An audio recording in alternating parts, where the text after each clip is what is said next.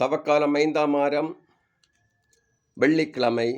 முதல் வாசகம் எரேமியா நூலிலிருந்து வாசகம் 20ஆம் அதிகாரம் 10 முதல் 13 வரை உள்ள இறை வார்த்தைகள். அந்நாட்கள் எரேமியா கூறியது: சுற்றிலும் ஒரே திகில் என்று பலரும் பேசிக் கொள்கின்றனர். பழி சுமத்துங்கள், வாருங்கள், அவன் மேல் பழி சுமத்துவோம் என்கிறார்கள். தன் நண்பர்கள் கூட என் வீழ்ச்சிக்காக காத்திருக்கிறார்கள்.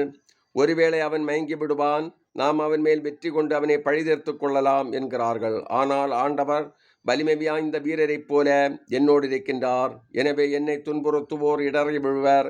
அவர்கள் வெற்றி கொள்ள மாட்டார்கள். அவர்கள் விவேகத்தோடு செயல்படவில்லை. அவர்களின் அவமானம் என்றும் நிலைத்திருக்கும், அது மறக்கப்படாது. படைகளின் ஆண்டவரே, நேர்மையாளரை சோதித்து அறிபவரும் உள்ளுணர்வுகளையும் இதே சிந்தனைகளையும் அறிபவரும் நீரே. நீர் என் எதிரிகளை பழிவாங்குவதை நான் காண வேண்டும். ஏனெனில் என் வாழ்க்கை உம்மிடம் எடுத்துரைத்துள்ளேன். ஆண்டவருக்கு புகழ் பாடுங்கள், அவரை புகழ்ந்தேற்றுங்கள். ஏனெனில் அவர் வறியோரின் உயிரை தீயோரின் பிடியினின்று விடுவித்தார். இது ஆண்டவர் வழங்கும் அருள்வாக்கு. இறைவா, உமக்கு நன்றி.